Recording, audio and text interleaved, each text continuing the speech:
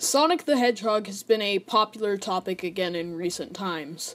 With the amazing scores, let alone gameplay of Sonic Mania, people are really excited about what the Blue Blur has to offer from here on out. But no one is really looking at the bigger picture. Many can agree that Sonic hasn't had many stellar, let alone good games in the past 20 years. Sure, the first 3 games were amazing, and CD was pretty good. But when Sonic made the jump to 3D as a last-ditch effort from Sega from becoming a third-party developer, problems arose. I personally love Sonic Adventure 1 and 2, but it's become popular to hate and go against the games of the past that at one point were highly rated. Since then, the 3D games have done poorly, and Sonic has been falling into obscurity ever since.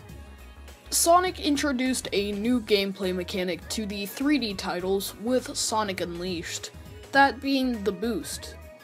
This is what made me start hating Sonic in the first place.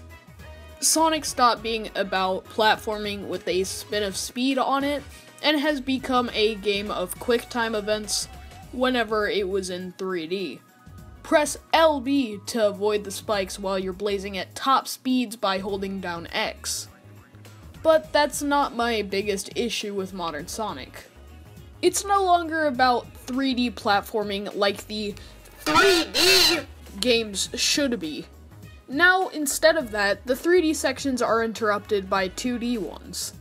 This has plagued modern Sonic ever since the boost formula was introduced, and many of the even die-hard fans can agree on the notion that Sonic Generations was the best boost mechanic game in the series.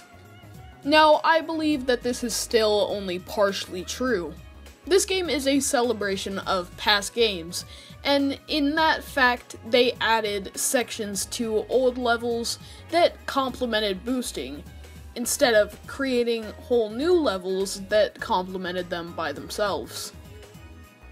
It's like how a discovery of modern science would be loads easier if you had the outline of previous works instead of just starting from scratch. The worst part about Boost Sonic is that there has always been a second tacked on gimmick. For Unleashed it was the Werehog, for Generations it was Classic Sonic, and it appears that for Forces there are 2 tacked on features, the original character gameplay and the classic Sonic gameplay. This finally gets me into why I think Forces has been the most disappointing for Sonic the Hedgehog thus far. When I watched the first level gameplay of modern Sonic, it included every possible thing that I could have hated. It included 2D sections, wisps from Sonic colors, and the boost to win formula. When I say the boost to win formula, I'm referring to how for a majority of the level, you can continuously boost and only occasionally take breaks for the out-of-place 2D sections, and to tap A repeatedly to chain together enemy kills. It pains me to see this because, one, most everyone I've seen have just wanted a modern Sonic game with no tacked-on features and no 2D sections. And 2, they got it for the most part right with Generations and the more open-ended areas that allowed for exploration. But all of this was thrown out of the window for Sonic's reunion with his major enemies, and a brand new edgy theme song for the newest villain of the series. But hey, these are just my 2 cents on what we've seen from Sonic Forces so far. If you have different viewpoints or agree with me, tell me in the comments and keep the discussion going.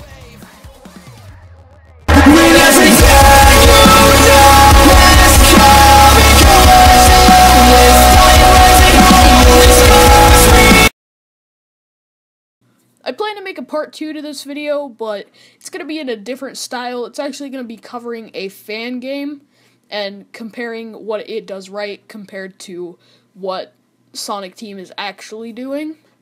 So, if you enjoyed this video, leave a like, but if you didn't, drop a dislike, and I'll see you guys next time.